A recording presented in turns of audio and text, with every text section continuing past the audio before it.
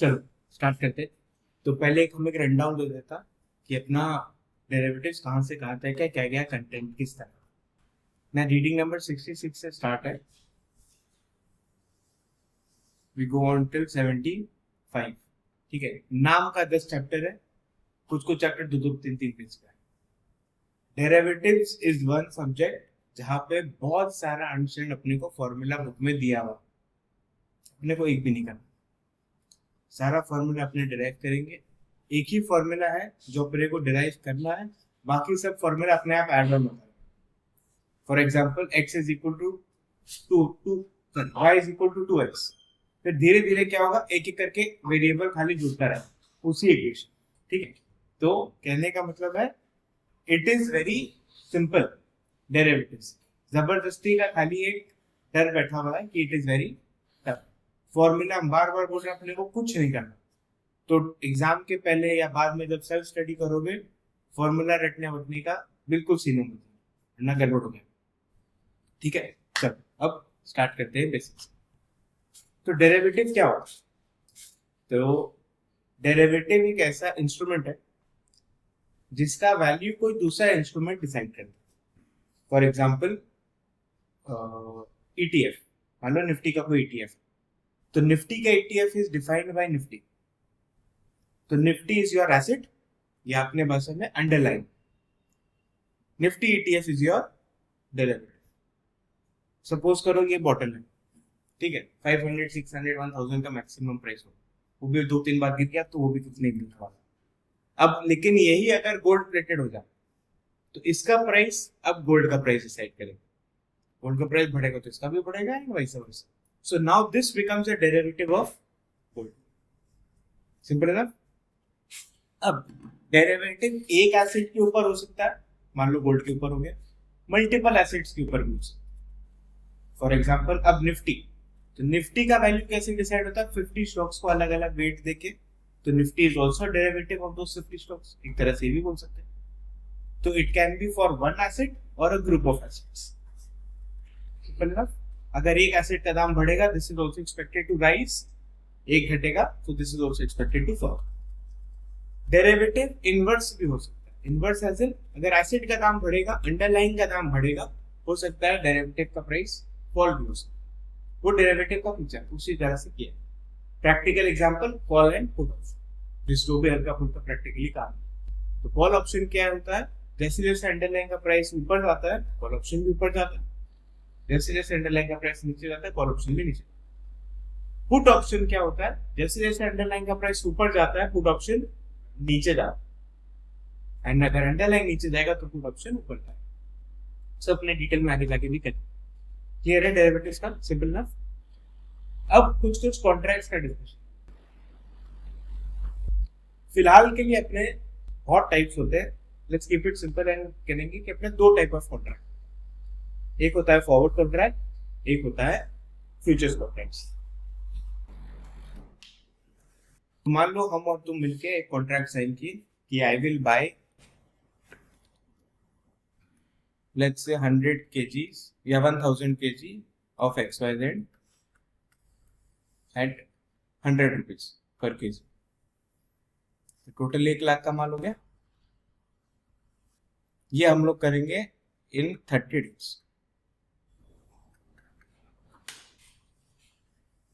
अब XYZ का दाम मान लो भाग, हम लोग आज साइन किए। अब XYZ का नया प्राइस है आफ्टर 7 days से 120। 30 days भी मान लो हो गया। XYZ का प्राइस है स्टूडेंट लेते 120। तो आई वॉज द परचेजर, मेरे को थोड़ा एडवांटेज हो गया, उसको डिसएडवांटेज हो गया क्योंकि वो सेल किया था एट व्हाट प्राइस? 100। अभी तो दाम 120 है। फॉरवर्ड कॉन्ट्रैक्ट में क्या होता है? सामने वाले हमको बड़े प्यार से बोलेंगे सॉरी हम नहीं देंगे, जो करना कर, उसमें हम भी कुछ नहीं कर सकते। तो फॉरवर्ड कॉन्ट्रैक्ट में देयर इज, इसको हम लोग बोलते हैं काउंटर पार्टी रिस्क। सामने वाले सॉरी बोलते, तो वो सॉरी कब बोलेगा? जब उसका लॉस है। प्रॉफिट में तो कोई नहीं बोलेगा ठीक है तुम रख लो, प्रॉफिट में तो हम लोग को चाहिए। तो फॉरवर्ड कॉन्ट्रैक्ट में there is counter party risk. It is a contract है, सब कुछ लीगली बाइंडिंग है, बट केस करते हो। तो कोई सेंट्रल क्लियरिंग हाउस, कोई अथॉरिटी नहीं है या कोई गारंटर अभी तक बीच में नहीं आया। विथ मी सफर।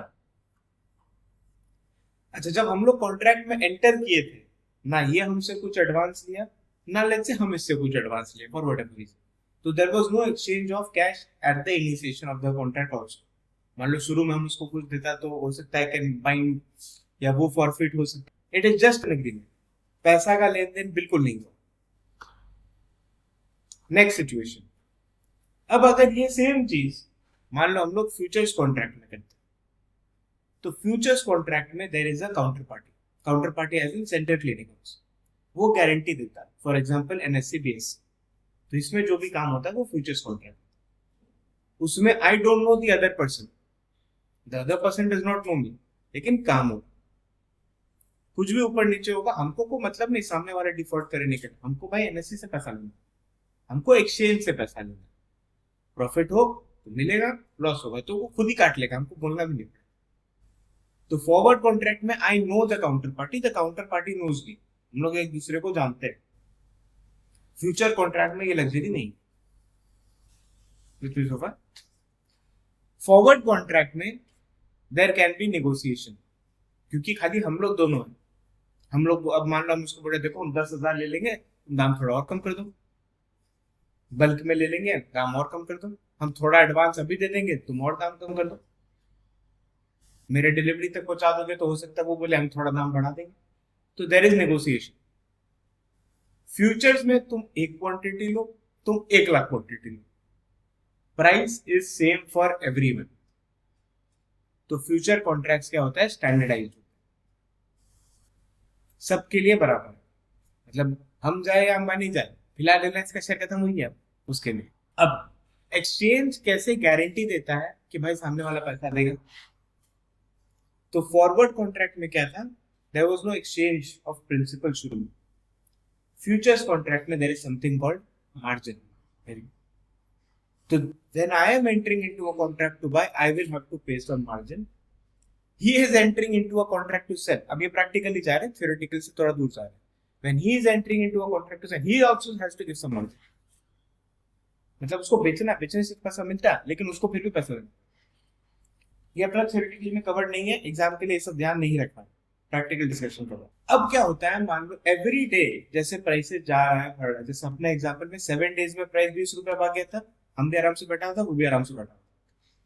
लेकिन इस केस में अगर 7 दिन में प्राइस 20 रुपए मान लो भाग गया, तो मेरे बैंक अकाउंट में, मेरे मार्जिन में, बायर का मार्जिन अकाउंट में 20 रुपए करके 1000 केजी में 20,000 ऐड हो जाएगा।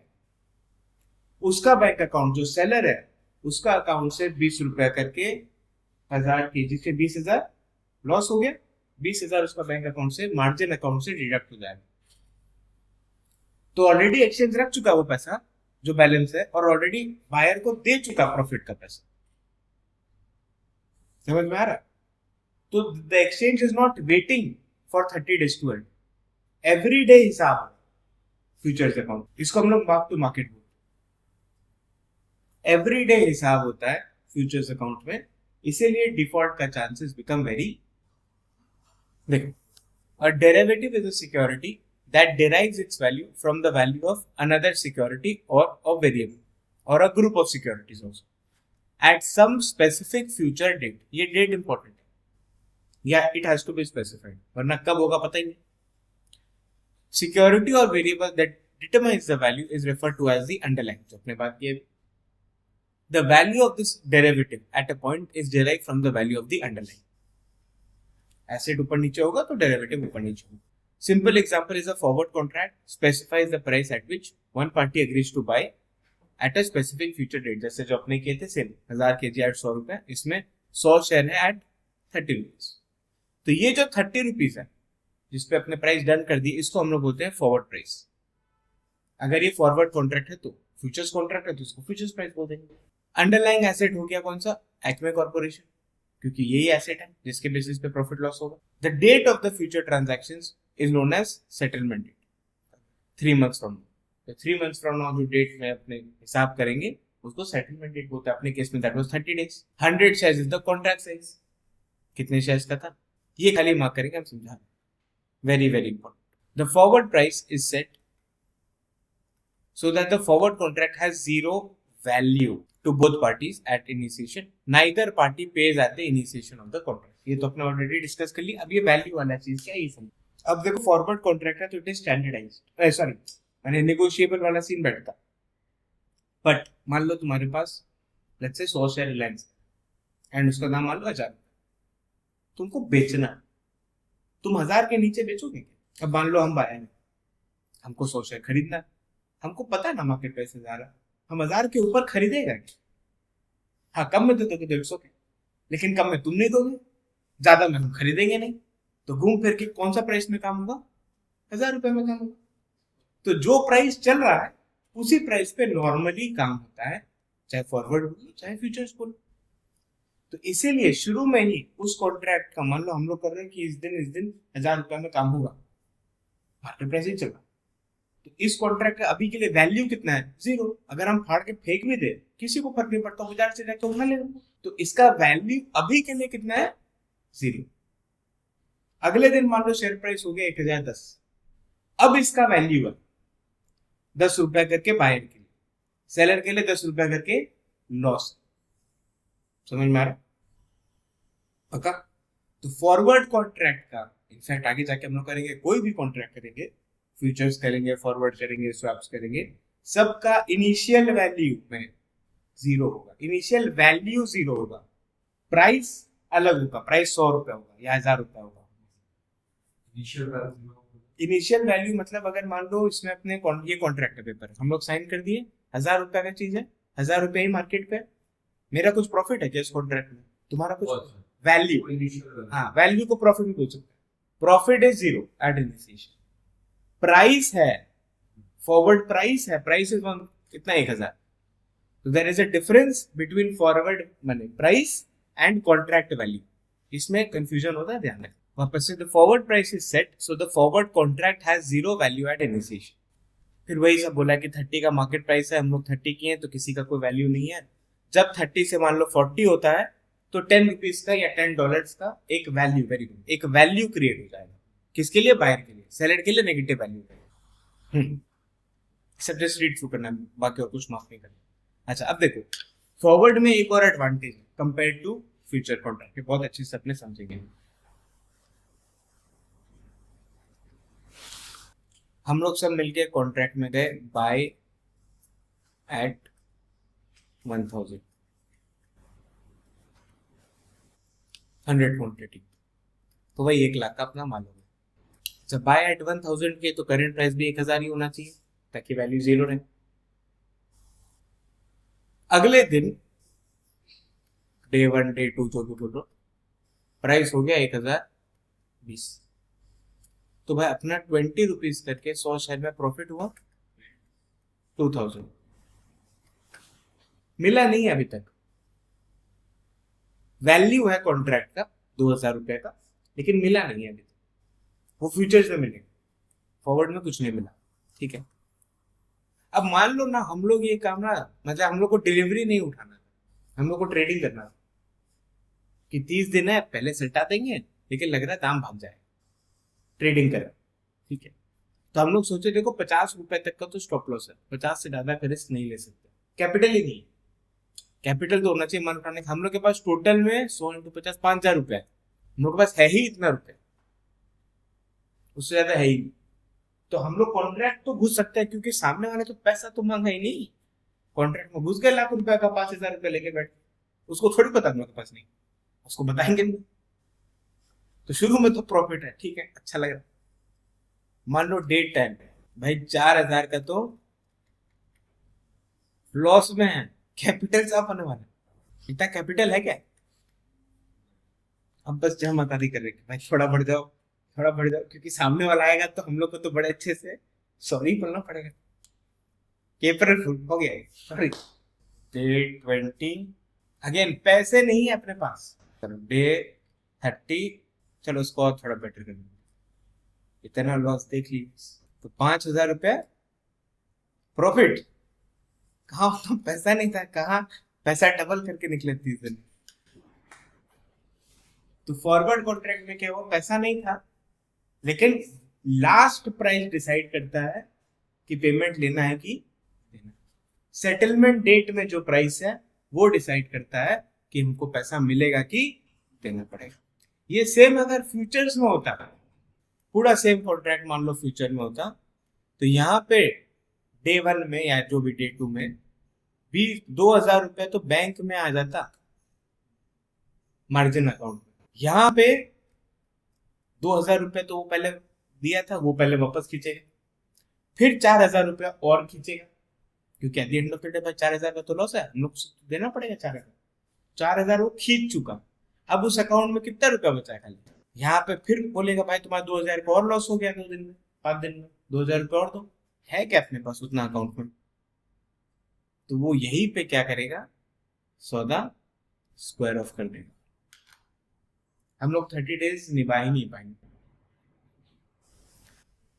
तो फ्यूचर अकाउंट में इसीलिए मार्क टू मार्केट होने की वजह से अगर आपके पास कैपिटल नहीं है तो आपका सौदा बीच में ही स्क्वायर ऑफ हो गया। क्लियर है difference? The party must deliver the shares in a forward contract that will have gains when the market price at settlement is less. मतलब भाई एक जन सामने वाले को शेयर देगा, दूसरा जन 30 रुपीज करके ही पैसा देगा irrespective of market. Even the gains of one party always equals the losses of the other party। अरे भाई 2 पार्टी है सेटलमेंट में, एक का जितना प्रॉफिट है सामने वाले का उतना ही लॉस है, क्योंकि वो उसी को दे रहा है, बस वही चीज। तो it is always a zero sum game, एक का जो प्रॉफिट हो अगले का उतना ही loss, always a zero sum game, हमेशा ही। इसमें कोई एक्सेप्शन केस नहीं बैठता। बीच में ब्रोकरेज चार्जेस हो सकता है। जो बायर होता है हम लोग बोलते हैं उसका लॉन्ग एक्सपोजर है, जो सेलर होता है उसको हम लोग बोलते हैं शॉर्ट एक्सपोजर है। अगेन इसमें और कुछ नहीं मानता। अब रियलिटी में क्या होता है, अभी तक अपने जो पढ़े तो उसमें बोला था कि भाई 30 रुपए में काम का अपना कॉन्ट्रैक्ट डन हुआ है, तुम उसको शेयर देके उससे 30 रुपए करके उतना अमाउंट ले लो। प्रैक्टिकली क्या होता है, मार्केट प्राइस क्या चल रहा है 35, 5 रुपए का फायदा है ना, तुम उससे 5 रुपए लेके गाने के तुम शेयर करके जमीन, जो भी मार्केट प्राइस का डिफरेंस है तुम उतना रुपया नकदी ले लो। तुमको एक्चुअल में अगर शेयर चाहिए तो मान लो 35 रुपीज है शेयर प्राइस, 5 रुपए हम दे ही रहे हैं, तुम 30 रुपीज तो पे कर ही रहा था, तुम मार्केट से उठा लो, 30 + 5 35 हो गया शेयर। मार्केट से सपोज अपने फॉरवर्ड प्राइस में किए थे 30, अब मार्केट प्राइस हो गया 35, सेटलमेंट हो रहा, you are the buyer, I am the seller. हम बोल रहे देखो हम तुमको शेयर नहीं देंगे, बात था हम तुमको शेयर देंगे एट 30, मगर तुमको शेयर नहीं देंगे। मार्केट प्राइस में तुम्हारा भी 5 रुपए का वैल्यू है कॉन्ट्रैक्ट का, तुम हमसे 5 रुपए ले लो, 30 रुपए तो तुम हमको दे ही रहा था, तुम हमको कुछ मत दो, तुम 5 रुपया 30 रुपया मिला लो, मार्केट से शेयर उठा। कॉन्ट्रैक्ट था हम उसको शेयर देगा, हम बोल रहे हैं तुमको शेयर नहीं देगा, वो हमको 30 रुपया देने वाला था, बोला मत 30 रुपए तुम मेरे को, 5 रुपए का वैल्यू है वो हम तुमको दे दो, तुम्हारे पास 35 हो गया, तुम मार्केट से शेयर उठाना। तुमको अगर एक्चुअल में शेयर चाहिए तो क्योंकि ये सब ट्रेडिंग प्रैक्टिस के लिए करते हैं, तो उस सेंस सब में यही होता है, सब में तुमको चाहिए तो मार्केट से उठाना। अगर हम लोग आपस में कॉन्ट्रैक्ट कर रहे हैं तो it is mostly cash settled. तो देखो अगर ये शेयर्स दिया जा रहा है तो it is called a deliverable contract, mostly cash settled contract. Only the gains and losses are exchanged at settlement. Or deliverable में shares must be exchanged at settlement. We can view derivative contracts as a way to transfer risk from one party to another. Transfer risk ऐसे ना मान लो तुमको बेचना ही है, suppose तुम वो ये फार्मर है अपने, हम लोग का वो जो भी सोयाबीन राइस वाइस निकल रहा तो वो हम लोग को बेचना ही है, लेकिन वो उगेगा 2 महीना बाद, रेडी होगा 2 महीना बाद। 2 महीना बाद क्या प्राइस हो पता नहीं, अभी एक forward contract we can lock in the price. Price बढ़ेगा तो ठीक है थोड़ा सा रो देंगे, लेकिन घटेगा तो कम से कम बच तो जाएंगे, माल अपना अच्छा प्राइस पे निकल जाएगा। तो derivatives are mostly use as a hedging instrument, कि अपने पास एक ऑलरेडी स्टेक है, प्राइस है, अब उसको बेचना हम लोग 2 महीना, तो उसके अगेंस्ट में एक कॉन्ट्रैक्ट कर लो, तो इसमें अंडरलाइन क्या हो गया, प्राइस, डेरिवेटिव हो गया जो फॉरवर्ड कॉन्ट्रैक्ट में कर रहे हैं। It acts as a hedge कि भाई मान लो 100 रुपए में बेचो, मार्केट प्राइस उस समय जो भी हो पता नहीं, लेकिन इतना पता 2 महीना बाद इतना क्विंटल तो बिक जाएगा 100 रुपये। बस इसीलिए it is a major of transferring risk from one party to another. तो कहाँ गया price risk, mostly transfer of price uncertainty एक बार के लिए हट जाता है, अज्यूमिंग डिफॉल्ट रिस्क नहीं है, मतलब सामने वाला सॉरी नहीं बोल। When a party to a derivative contract has an existing risk that is transferred, we say it is hedged. अब hedge दो तरीका का होता है, एक होता है fully hedged, एक होता है partial hedged। मान लो अपने पास 100 शेयर है, हम 99 शेयर्स का एक्सपोजर से हटा रहे तो it is still partial hedged। थोड़ा सा भी बचा हुआ है ना, चाहे पॉइंट कितना ही कुछ बचा हुआ है ना exposure, it is a partial hedge। पूरा सिटा दे तो it is complete hedge, full hedge। Simple. Offset or reduce their existing risk. If a derivative is used to reduce but not entirely offset, we say it is partially hedged. पूरा हो जाता है तो it is fully hedged. अब मान लो कोई derivative में घुस रहा है, उसका लेकिन पहले से कोई एक्सपोजर नहीं है, वापस से कोई डेरिवेटिव में घुस रहा है बाय करने के लिए या सेल करने के लिए। जैसे हम सेल करने के लिए घुस रहा था, वो बाय करने के लिए घुस रहा था, उसका पहले राइस में कोई एक्सपोजर कभी है ही नहीं, एकदम न्यूट्रल है। तो इस केस में उसका रिस्क बढ़ रहा है ना, पहले इसके मुताबिक बढ़ रहा है, इन द सेंस प्राइस ऊपर नीचे हो सकता है। मेरे पास तो ऑलरेडी माल था, हम वो बेच रहे थे, तो ओवरऑल रिस्क मेरा कम हुआ। उसके पास तो कुछ एक्सपोजर नहीं था, वो नया एक्सपोजर ले रहा, तो ओवरऑल उसका रिस्क बढ़ रहा। तो when you are increasing a risk, you are said to be speculating. तो यहाँ पे अपने को करना है increases the risk by entering, we are speculating. Decreases the risk by entering, we are called hedging. Simple. Decreasing the risk means? Decrease अगर risk हो रहा है तो that is called hedging. आपका रिस्क कम हो रहा है, you are hedging. Increase in your risk हो रहा है, you are speculating. चलो, derivatives have the advantages over cash market transactions. Very very important. अच्छा, ये जो चीज है ये हम लोग 3-4 चीज और भी 2-3 चैप्टर में पढ़ेंगे, derivatives का advantage over cash market transactions। तो अपने को ये सब में क्या करना है, एक समरी शीट टाइप बनेगा, सारा पॉइंट्स एक जगह रख लो ताकि एक ही चीज को 4 जगह से नहीं पढ़ना। अब जैसे इसमें 3 पॉइंट है, दूसरा चैप्टर में ये इसमें से 2 रहेगा, एक और शायद घुसा देगा या 2 और शायद घुसा देगा। तो अपने को एक ही जगह से एक ही थोड़ा वैसे करके पढ़ेंगे, समराइज तक। डेरिवेटिव में सबसे ज्यादा थोड़ा गंदगी किया हुआ, कभी इधर से थोड़ा है कभी उधर से थोड़ा, तो इसको एकदम शॉर्ट करके पढ़ना। Investors gain exposure to a risk at low cost, effectively creating a leverage investments. Forward में तो फ्री में होता, पैसा भी नहीं लगता, फ्यूचर्स में मार्जिन थोड़ा सा लगता है। 1 लाख का एक्सपोजर 10,000 रुपया 15,000 रुपये से भी बन सकता, तो अपने आप लेवरेज हो गया, दूसरे के पैसे से काम करे। कैश मार्केट में क्या करना पड़ेगा, अगर बाय करना भाई पूरा पैसा देके बाय कर, अगर 100 शेयर बाय करना 1,000 रुपए का तो पूरा लाख रुपए लगेगा, उसके बिना काम नहीं होगा। Transaction cost for a derivative are very less than cash market transactions. Initiating a derivative position may have less impact on market prices than the underlying, क्योंकि इसमें ऑलरेडी लॉट साइजेस में काम होता है डेरिवेटिव्स में, मतलब कोई एक शेयर 2 शेयर के लिए डेरिवेटिव में घुसेगा नहीं। जैसे अपने एग्जांपल किए फॉरवर्ड कॉन्ट्रैक्ट, अपने 1 लाख रुपए का एक्सपोजर तो ले लिए ना, अपने पास पैसा कितना था 5,000 रुपए लगा के तुम्हें 1 लाख रुपए का एक्सपोजर ले, this is called leverage. Leverage मतलब लोन लेके काम कर। और ये तुम कैश मार्केट में अगर शेयर उठाता, फिजिकल मार्केट में जाके उठाता, तो तुमको पूरा 1 लाख रुपए लगता, पूरा डिलीवरी लगता, पूरा बैंक से उतना कटता। मार्जिन यही 5,000 जो हम लोग ले रहे, that is called leverage investment. वो टर्म हो गया लेवरेज इन्वेस्टमेंट। यहाँ पे खाली कुछ कुछ एग्जांपल्स है जो मतलब डेरिवेटिव्स एंड एसेट्स, खाली रीड थ्रू मारना, बाकी मत इस सब में नहीं लगाना। जैसे बॉन्ड मार्केट है तो उसका भी डेरिवेटिव हो सकता है, निफ्टी है तो उसका भी एक डेरिवेटिव हो सकता है। तो ये सब में ऑलरेडी अपनी डिस्कस कर लिए, सब खाली रीड थ्रू करना है। This list is not exhaustive, और भी बहुत कुछ आ सकता है, खाली कुछ कुछ एग्जांपल्स दिया। इसमें खाली ये मार्क करेंगे अपने कमोडिटीज वाला, ये अपने ऐसे भी ऑल्टरनेटिव इन्वेस्टमेंट में करते ही, बट फिर भी है तो एक बार मार्क कर लेंगे। Commodities which are physical assets include hard commodities, जैसे गोल्ड हो गया, ऑयल हो गया, कोई भी मेटल हो गया, वो सब हार्ड कमोडिटीज के अंदर आता है। सॉफ्ट कमोडिटीज हो गया, जैसे मान लो सोयाबीन, राइस, व्हीट जो अपने बात कर रहे थे, कॉटन, कॉफी, जो भी, ठीक है, बस खाली यही मार्क करना, ठीक है। सब जस्ट रीड थ्रू, ये सब अपने डिटेल में आगे पढ़ेंगे, just read through, one time read है, उसके बाद ये सब पे माथा नहीं लगाना।